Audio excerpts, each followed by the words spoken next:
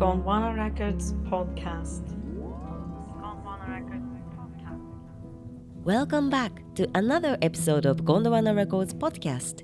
My name is Mari and I'm sitting down with Hania Rani, an award-winning pianist, composer and singer from Poland who just released her third solo album, Ghosts.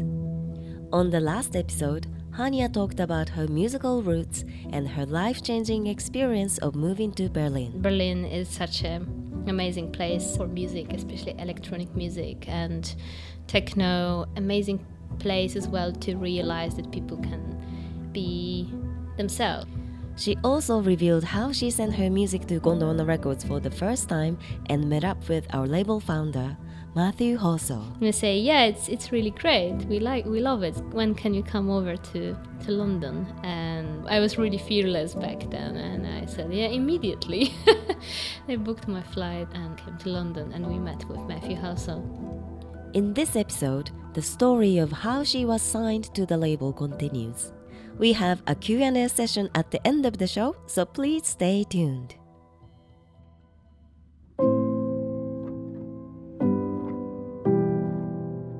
Gondwana Records released your solo album, piano solo album. How did your life change? It changed.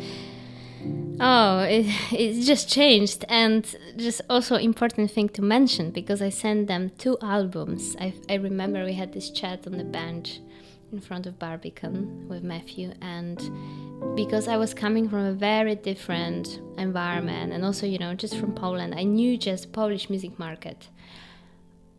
And I was so surprised when they said, this solo piano album should be your debut album, should be your first one. It's great. And I was so anxious because I thought, who will be even listening to it? I mean, it's just piano solo album. I mean, how you can even do a debut with this kind of subtle, sensitive, very calm, very silent music. And I was full of doubts. I thought you cannot, it's like a bad choice almost. But I thought, on the other hand, they have such big experience, and probably I just need to trust.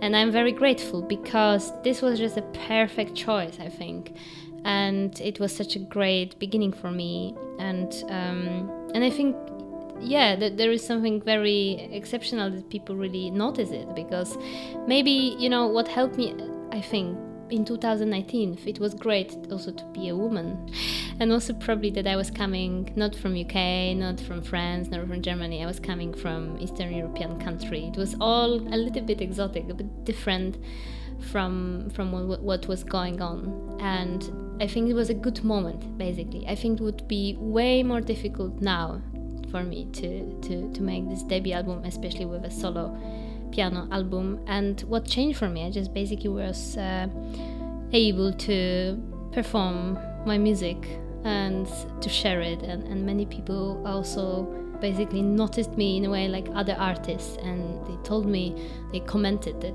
actually it's really nice what you're doing, which was so mind-blowing for me. So I was also able to work with many musicians that I admire. I was never thinking I would be performing my own music on stage. I was never I even didn't have this kind of dream, because I thought it's impossible.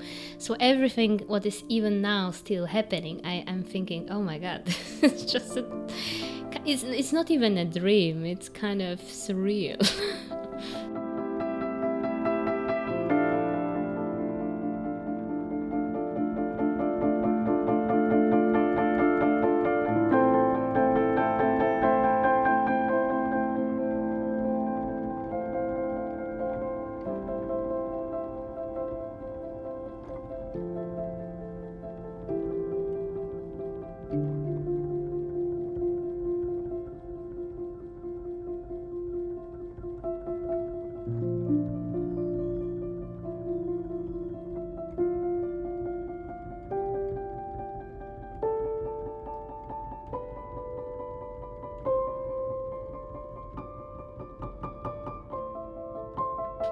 Do you remember first time performing your own music on stage in public?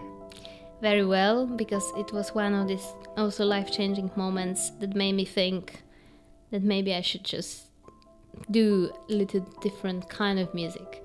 It was many years ago, this is how actually many things started for me. Back then in Poland, we were asked with my friend Dobrawa Czocher, that I am also sometimes working with, collaborating with.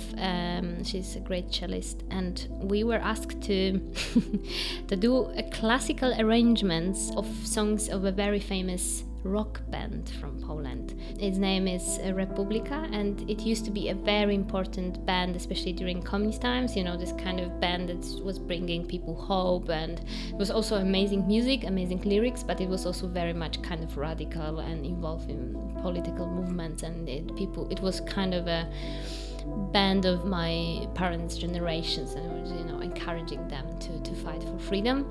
And also we were admiring it with Dobrawa, but it was very different style. It was very rebellious, very kind of rough music, and we were asked to do it, and we said, yeah, why not, let's do it. You know, we were coming from a very different environment, so we were not so embarrassed. Maybe we thought, yeah, we can try to do it. And back then Dobrawa was not really doing her own arrangements or any composition, so I said, yeah, I would try to do it. I would just, you know, I will figure it out. But I did 10 arrangements, and somebody heard us, because we were presenting 3 of them on a kind of a festival in memory of this band, in memory of this artist.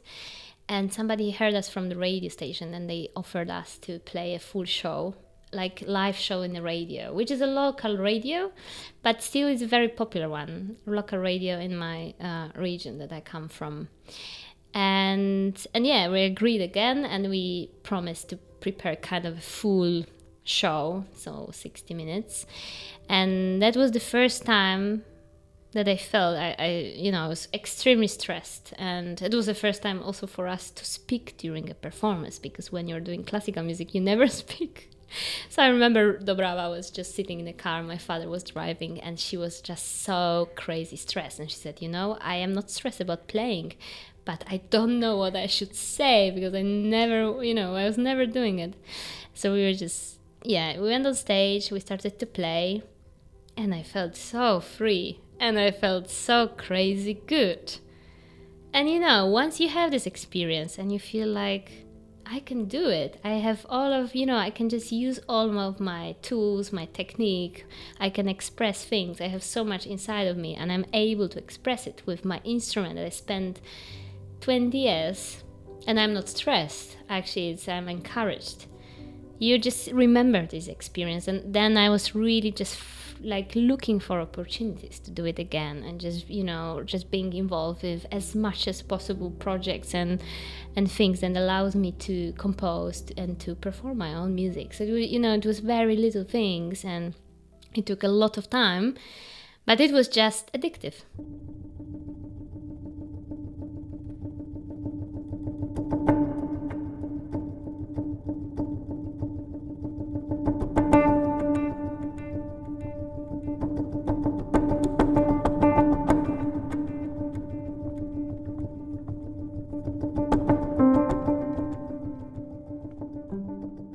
So you like performing live?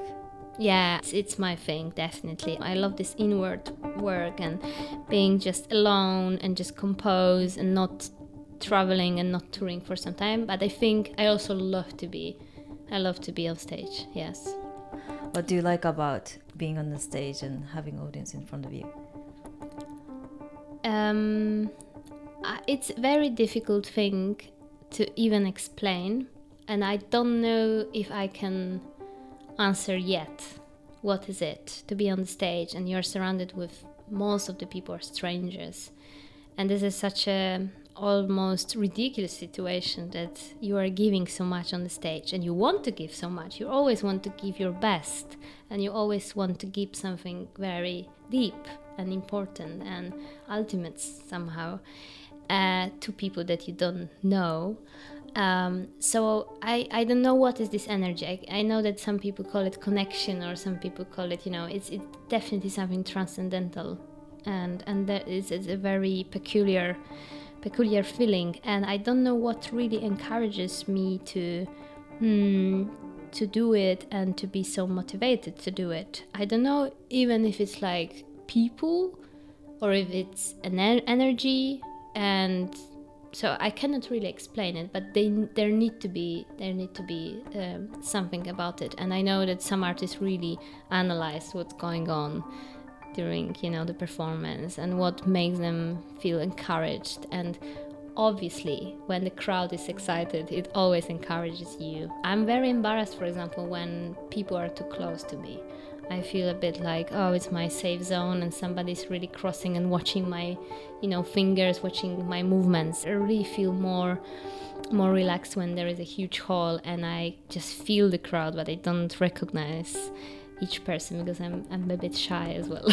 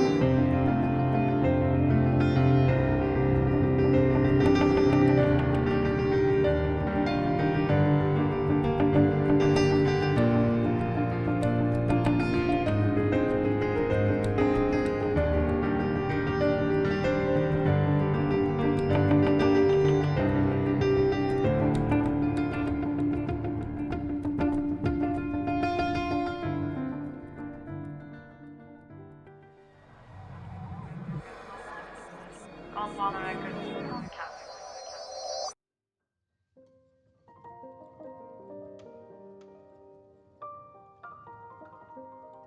Let's talk about your relaxed zone outside of music. Another difficult question, I think, but definitely, especially when you're touring so much and you're moving so much and traveling, you feel immediately relaxed, or you feel immediately comfortable if you can just stay in one place for a tiny bit and you have your personal objects.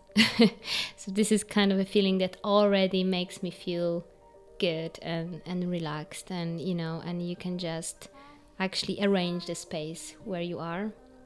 When it comes to my other passions, maybe I have a big kind of love to visual arts and to photography, to film, and just to telling stories. I love to read, I love to understand things, and to now also I actually listen a lot to podcasts as well, so about other people, about other artists, about other writers. So definitely there is some kind of temptation for me to understand as well space, and to maybe even with my music I very often start from imagining the space or kind of visual elements or kind of visual word. I need to visualize something in order for me to feel it with sound. And especially when it comes to solo albums, which are such a huge narrative, it's kind of almost like it's a big novel. There are so many chapters. I really need to create a whole word in order to communicate it with other people. I really need to be sure about every angle, every corner, every little room there, in order to explain to people why it's dear to me, why it's important for me.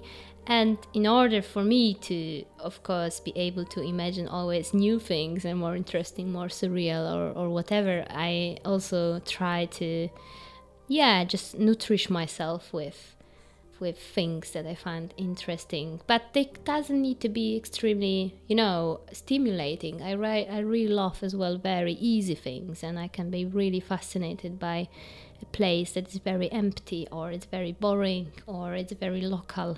Because I'm also traveling so much and very often far away, I also feel like to stay a bit in a local environment. It's good for me, and I find that I can also find there very many interesting things. So I think I'm trying naturally to balance a bit my life.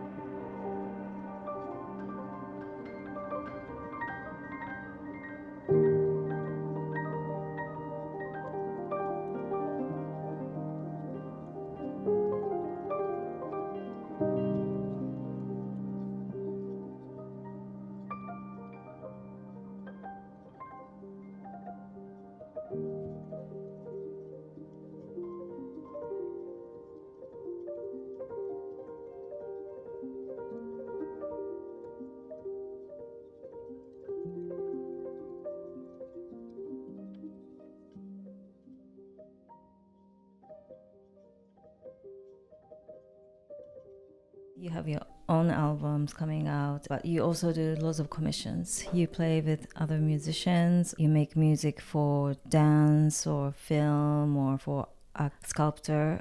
What is different between making your own music and making music for someone?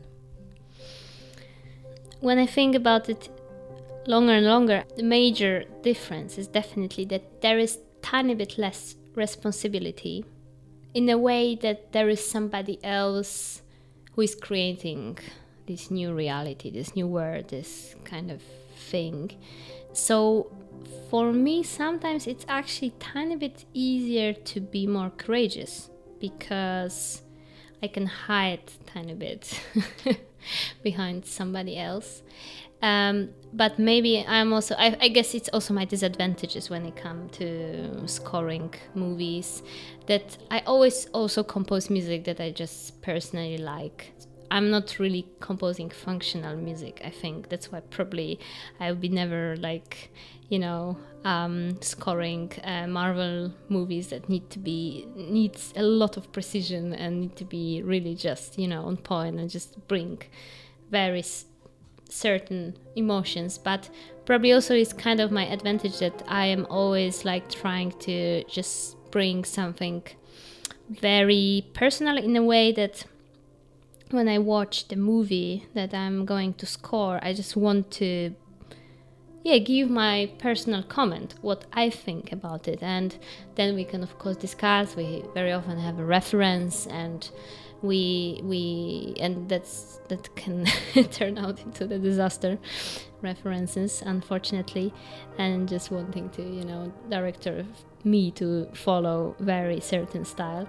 But I think this is very important, that I somehow don't I just compose a little bit similar things that I would compose for myself. I just want to bring the best, the things that I'm also very certain about, and I'm sure and I'm happy about. So but there is something about that, definitely working on movies or some kind of different project than my own solo albums makes me, or hopefully it will always be like this, they encourage me to look for some other things, and to use different tools, to use different instruments, arrangements, and very often also taking my upcoming album. These moments are also starting points for compositions for my solo albums, because I'm just looking for something very different, and then this is a scratch for something else. So in my life, this is very much intertwining and it's very connected, and I feel I need both of these words in order to be creative and to always bring something new. And I'm just praying it will just continue like this, because it's very nourishing.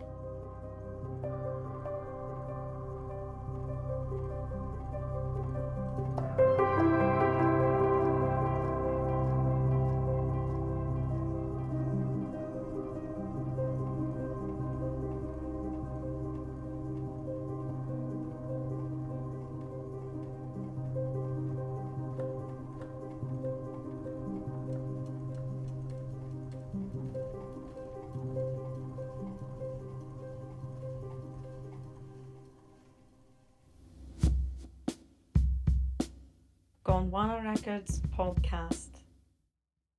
Now we have to move to the Q&A. It's Yeah. time for the Q&A for Hania, and we have so many questions coming from your fans. The first one is from Julia. Hello, I'm a big fan of your music, and I noticed you also have a special eye for visuals. And your Instagram page is probably one of my favorite. Can you name some of your favorite visual artists? Oh, this is a very difficult question because there are plenty. And I would say this is the same answer for music. If somebody asks me for my favorite composer, I can maybe pick some of them, but it's very difficult to say. And I have I don't know if it's good or bad, but I have this kind of need in me, to also share a visual side of my creative process, because somehow I think also it explains a lot about my music. It says a lot what I certain feelings, and I think we are living in a very visual world. Everything is visual, everything is a bit moving, but I have also this feeling that I would love people to understand my music. I want to explain it, but I think explaining music with words or just writing something down, it always feels a little bit uncomfortable or a bit missing the point. And that's why I thought, why don't I just try to do something else, which is, I'm not professional at all. I'm very amateur, and I'm of course doing it in a very it's a very intuitive way, and sometimes, most of the time, it looks just nice. It's it's not really art, I would say, but still I think there is what I try at least to capture, and what is important for me, and more important, that it's always connected. It's very wholesome, it's very holistic. And if somebody really wants to analyze all of these pictures I'm sometimes posting on, or I once released also a book with my photos from my very first tour in 2019, you could probably do a whole analyze when you analyze the music and the pictures and what actually is in my mind. So sorry, I will not really answer the question about my favorite visual artist, because my brain is now empty, but I'm kind of interested in many and try to as well explore many and go to exhibitions or see things. So if it's an answer, I would like to answer this way. No, I think that was a perfect answer. And the next question comes from Dominic. Dear Hania, you have a lot of beautiful music that you have never played live in front of an audience. Can we hope that we will be able to experience these pieces live with an orchestra at some point? That's a great question, and maybe, it's sometimes also difficult. Unfortunately, there is always so little time. Some pieces are also very difficult to perform live because maybe you need a different arrangement, or maybe actually they're very... I also need for me, I always like to bring very certain emotions on stage. So some things I feel I would not have enough patience maybe to perform every day. I also try to pick things that I'm able to imagine performing every day. They have this kind of character that allows you to improvise a bit, or open form and stuff. But that's a great motivation, and I'm actually really thinking about doing a very special set of concerts next year with kind of full arrangements live with strings, with brass, and this is something that I really have in mind, and I hope that this way I can really bring on stage pieces that are really difficult to perform. But thanks for reminding me that I should always just also revisit my own repertoire, and it's a good motivation. Amazing. And the next question comes from Silent Talks. Hania, I'm a composer based in Valencia. I would like to ask you how you got to release yourself at the beginning, and because I am at this point right now composing, mixing, and promoting everything myself, I find that is a little bit too much. I would like to hear your tips yeah, I'm extremely impatient person, extremely, really, and that's why probably I had to quit classical music, because it needs a lot of patience. And I was really always very curious what will happen. And even if things were not really ready yet, because I'm aware of it, I was always just curious, what if I just send it over, and I think the curiosity in my life is very, very, very important, and sometimes I'm regretting it.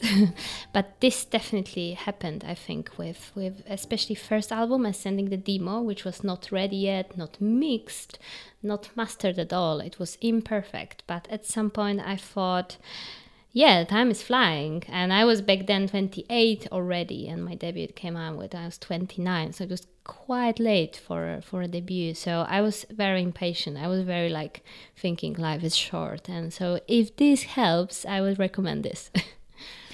Great tips. And the next question comes from Amy behind her lens. Hi Hania, I've been a fan since the early days. Your music brings me pockets of peace in a hectic world. I'm curious how you were able to open to so many doors to get where you are now. Did you have a mentor guiding you along the way so you could more easily navigate the industry? I think I was lucky to be surrounded with people who made it somehow. And I remember, it was just they were appearing in my life from time to time, and I could just observe how they are doing it. And very often they were just basically very, very focused on one thing, let's say releasing an album, which followed, they were never, everything what they were doing, this was my observation, it was very focused. So they, even if they were thinking, okay, I want to release this album, I want to release this music, they really were paying attention about how this music looks like, how I look like, or what is the visual side of it, or maybe what these lyrics means for me, how I'm really believing in it somehow, or maybe where I'm performing, because there are so many different kind of music, and music doesn't need to be also followed with whole visual side. There is so much amazing intellectual music, experimental, that can be a bit more, more it doesn't need to be so bright and full of assets and stuff like this. But what I really observed also, other person that I'm thinking about now, he's a huge countertenor. He was always just really trying, going everywhere, and we were a bit maybe motivating each other, because I even getting the mail from Gondwana, 2018, I had no money. I mean, just going to London, it was not so easy, but I somehow, there was always I was just doing so many things just to afford all of these plans, and just to do little videos for my own music, or just asking some other people, some other artists, oh, can you just do it with me for free right now, because I have no money, but maybe we can do something nice, and just asking for opportunities. I can say that in the beginning I was sending around 100 mails a day to venues, just to be able to perform, and of course I was getting maybe one answer a week or one answer a month. It was not easy, but I was so motivated. I really somehow wanted to do it. So I was very, very focused, and somehow you need to just believe it, because it will take time. It was not a month. For me, it took many years. So I was extremely patient, but I was also, again, very curious. Thank you. The next question comes from Fraser Guitar. I would be curious to know how you balance practice and writing time. Yeah, this is difficult, because when I'm touring, I am not able really to compose. Sometimes I'm really pushed, because there are some deadlines, or there is some kind of something that somebody really wants me to do, and then I say, yeah, fine. And it happened to me a couple of times, but usually it's, it's on the edge. But I'm trying in the beginning, let's say now planning next year, I'm always trying to block a couple of months that I'm not going anywhere, I'm just in one place, and then I'm just composing. And I think, still I'm in a very luxurious situation. I don't have kids and don't have so much responsibility. And I think if people that I know that I'm working with have their family life, they have so much responsibility, and they can still compose and do things, I think it's just a matter of planning your time and just being very focused, because sometimes you will have just a couple of hours, but you can really make it. And it's not ideal, because there is some romantic vision in me that it should be just very free. You should be able to go for walks and then think, and it would be ideal, but it's not always like this. And sometimes things compose and or made in a huge rush somewhere, maybe in the middle of, in between points. And they also can be great. In general, I really believe that you need some time. And I'm also trying to block in my year couple of months for me to compose and to focus. But I think if it's crazy and if it's you are not able to do it, sometimes also it's good. I don't think there is one way. I think it's the most important is just basically you need to know what you want to say, and you need tiny bit of time that you can really just focus. Thank you. I'm going to ask you the one last question for this part. What is piano for you?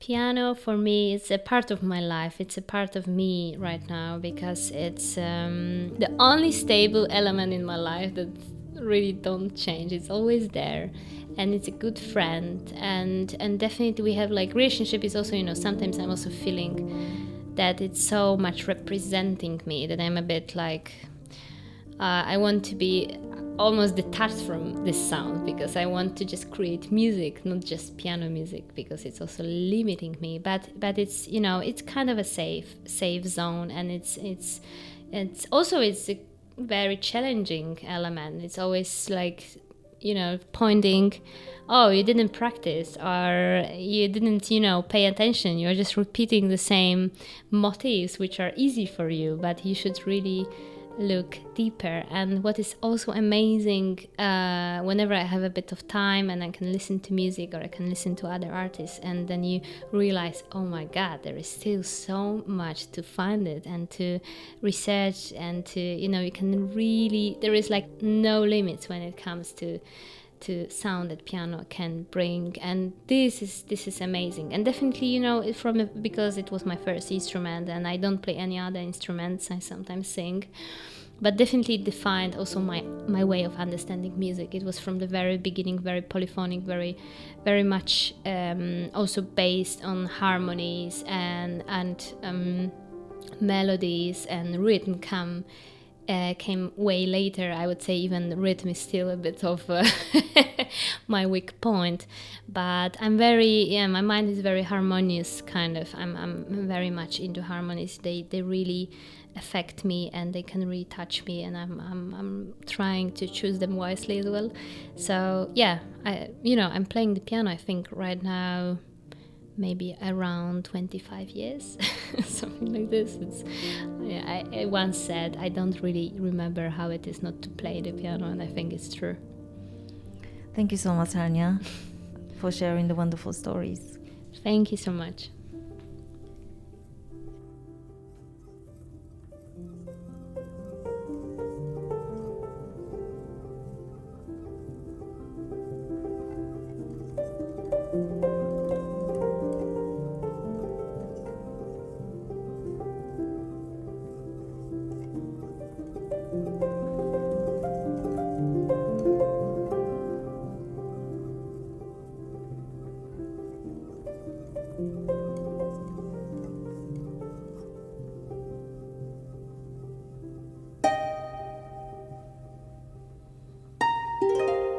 Gondwana Records podcast.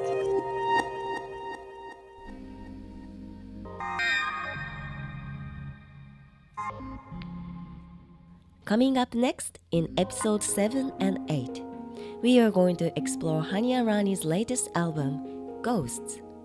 She will share in-depth stories and her inspiration for making the album. Thank you for listening and see you on the other side.